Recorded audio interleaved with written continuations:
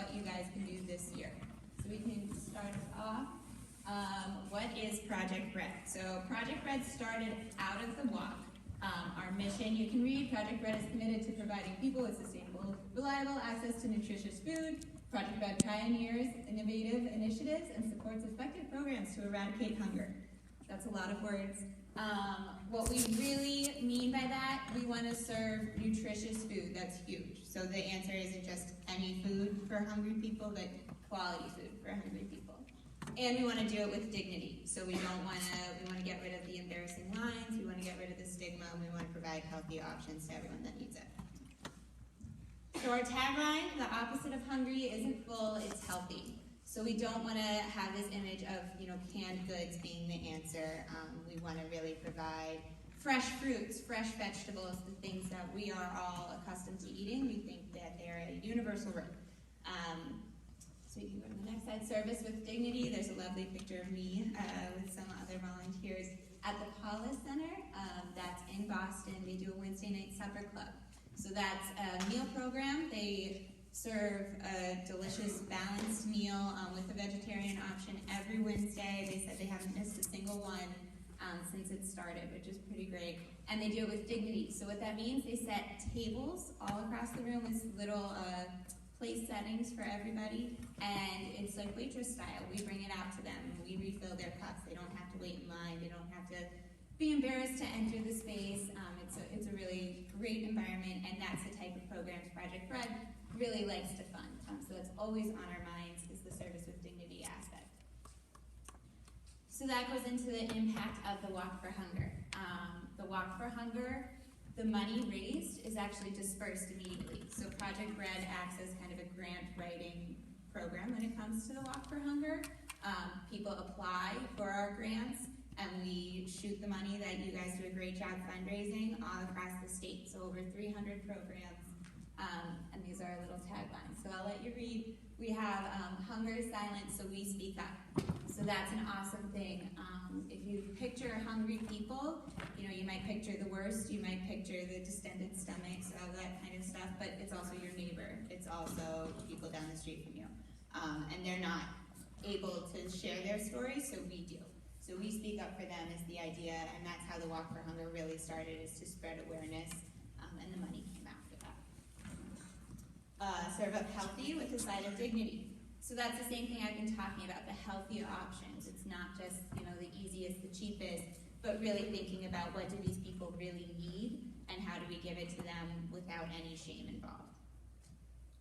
Plant a garden, grow a neighborhood. So how many of you guys have heard of urban agriculture? Cool. All right.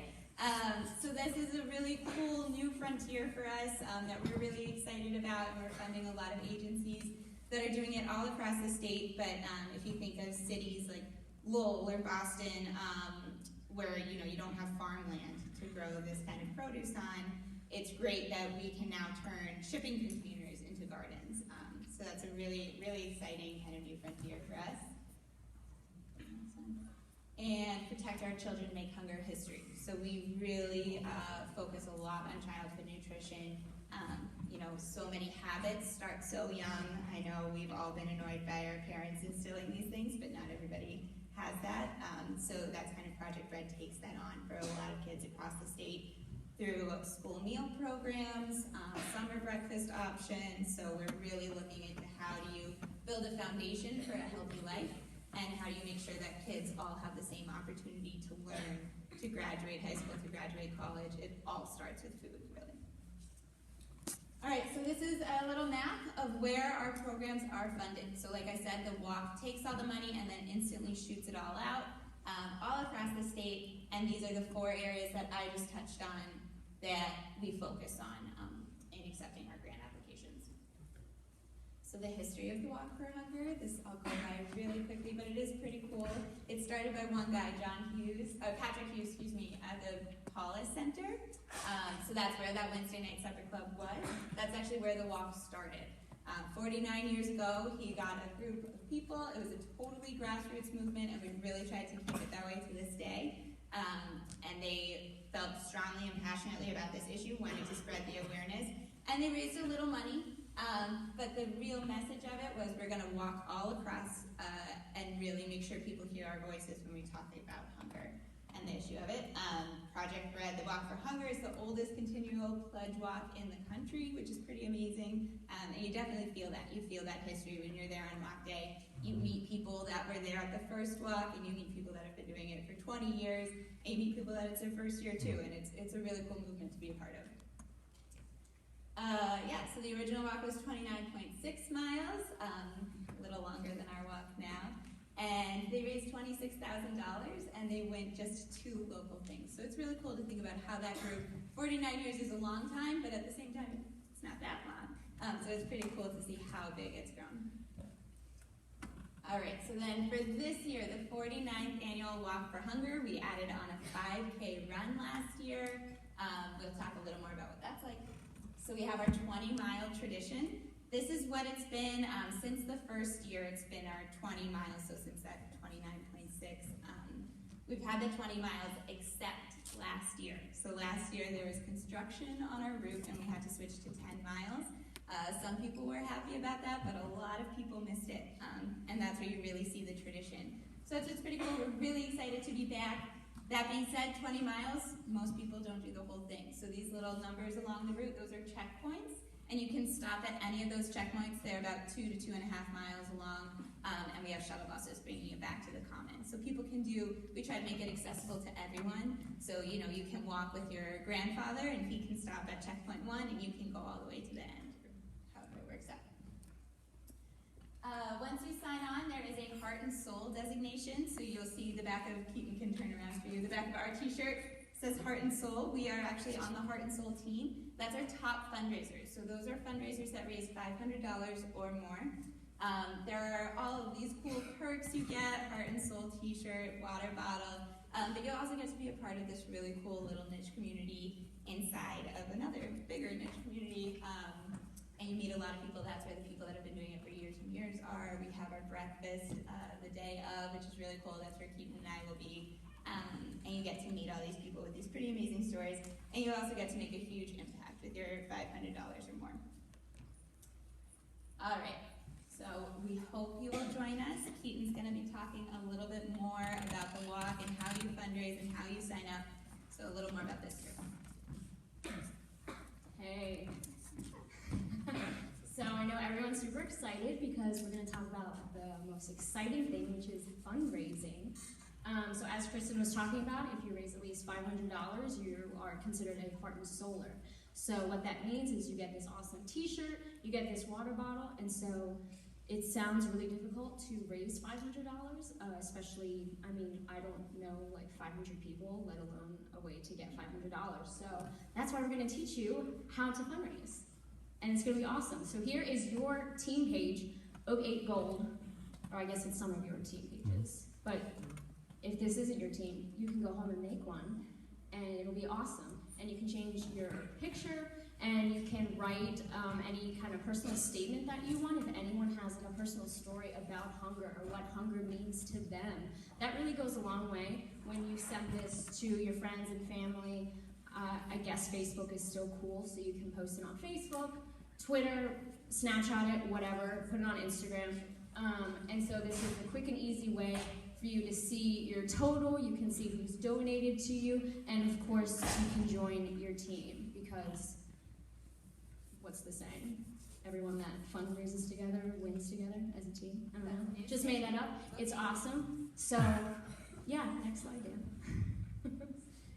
So this is kind of just like the back end of what it looks like once all of you are registered, because we all know you're going to register at some point.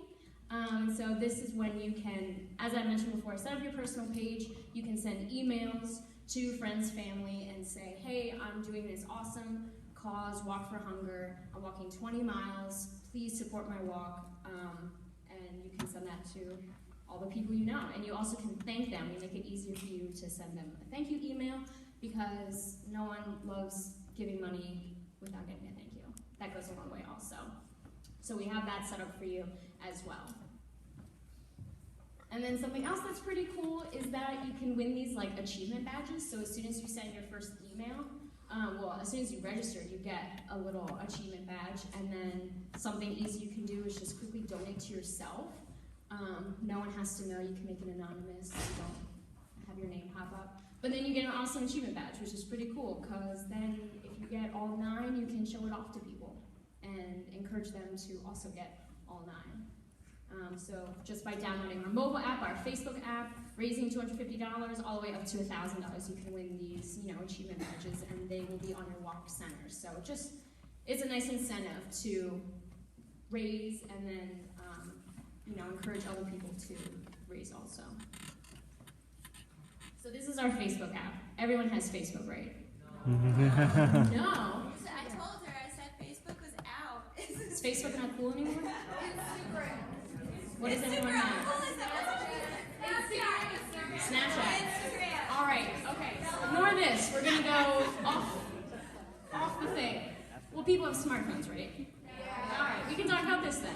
So we have a Walk for Hunger mobile app that you can download. It can go on iPads, any smartphone type thing. So you plug in your username. We have an example of the OG Pat Hughes who started the walk.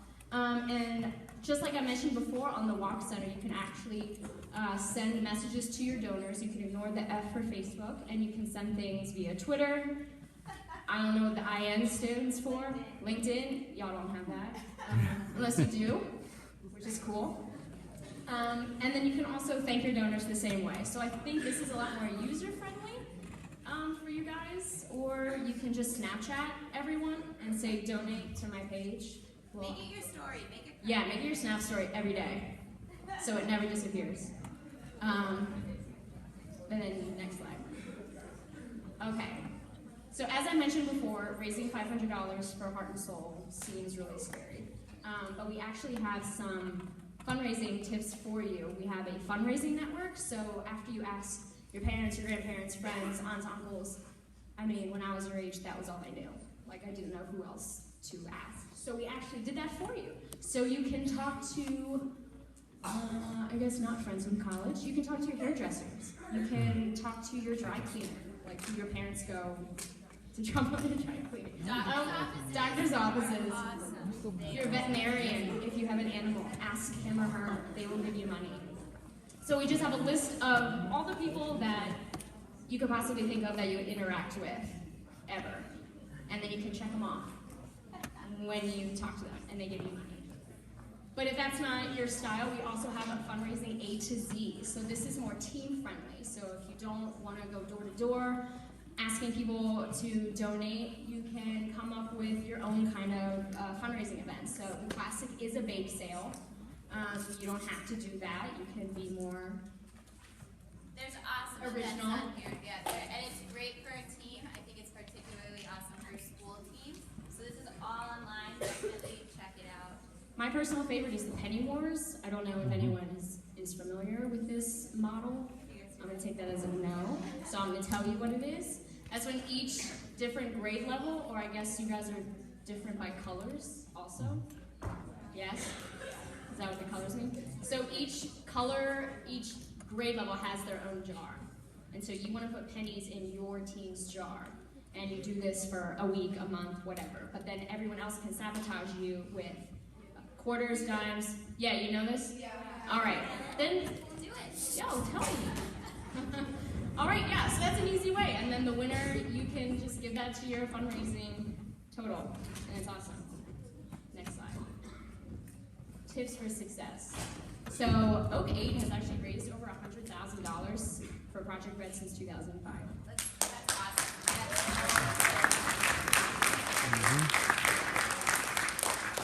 Were any of you guys born in 2005? You were alive. Yeah. Represent. Okay, that's awesome. You were alive. So after this year, it's going to go up to 200,000. You're gonna dump it. It's a joke. Next slide. So this is just summarizing kind of what I said. Probably not. But start early. Start your fundraising today. Start it right now. Ask all your friends if they gave you $1. You'd have a lot of money already. And follow up too. If someone is busy or if someone kind of says talk to me later, don't forget that. And then follow up with them at a different time. like I said, always thank your donors and update your team page as you see fit, because we want it to be as accurate as possible. Or you can call any one of us and we can help you. All right, does anybody have any questions before we go to this? Any questions about the walk, fundraising? Do you have here? No? Don't be shy. We did a great job. Mm-hmm. All right, now we have a challenge for all of you. Oh, you have a question, I'm sorry. So basically during the 5K there's like 10 places to stop at. There are 9 places to stop at. So every 2 to 2.5 miles, that's a good question. So really bite-sized chunks. So you can they either inspire you to keep going. It's pretty cool at every check mark you get a stamp or a sticker. So you can collect these. You'll see people that collect them for years and years and years. So it inspires you to go see what the next one is, keep going. It's also a great place to stop, grab a drink of water, head back to the Common, enjoy your day in Boston. So there's options for everyone. The biggest stopping point is at checkpoint 5 Is that Arsenal? for it's Arsenal Park. So it's 10.5 miles into the route. It's about halfway. And there's a lot going on there. There'll be vendors. We have sandwiches. So it's a big place to at least take a break, if not stop and go back to the Common. But if you go the whole way and go back to the Common, Shake Shack will be there with custard, so Yeah. just saying. But Shake Shack. unfortunately, no. Patrick Hughes is not still alive. That's a good question. Also, he had a heart attack.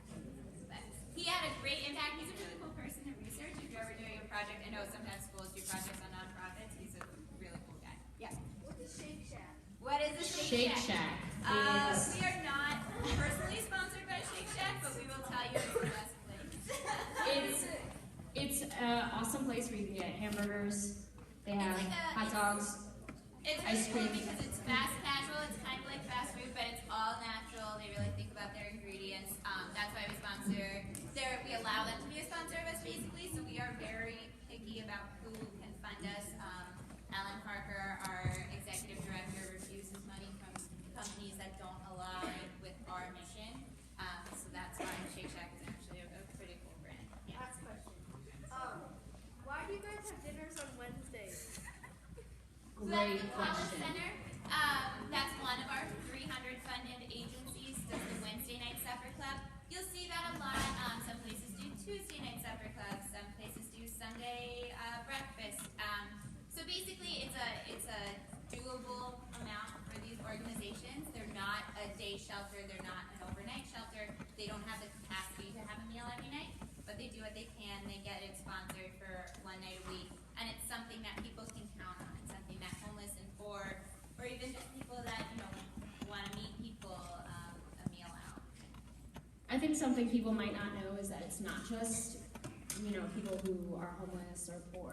Sometimes it's just people who are down on their luck for a week, a month, or new to this country even, and just struggling. And so these types of things at the Paulus Center, there's a place in downtown Boston, the New England Center and Home for Veterans does a breakfast and dinner every day, and so it really, it's just, I don't know, it depends. It does. It depends Yeah. on the organization, but that's a really good question. Yeah, because there are definitely options available, but you have to know where to look if you're looking for emergency food. Anything else? Yeah. So I'm not sure if you already said this, but since it's such a large group of people, where exactly are we going to be like walking? Is it just on the sidewalk? That's a great question. We have a whole logistics team to figure that out. At some points, the streets are closed, and at others, it is more of a sidewalk. Where it's a 20-mile walk, it is surprisingly spread out, so it's not like you're just shuffling along with all the other people. So people will disperse as they see fit. So yeah, some of the streets will be closed, and some of them you'll be more on the sidewalk, but we definitely work with the 3 cities we touch to make it possible. And everyone doesn't have to start at the same spot. Some people who live in Watertown just want to start right at Arsenal Park. And so it's not 40,000 people walking at the same time. That would be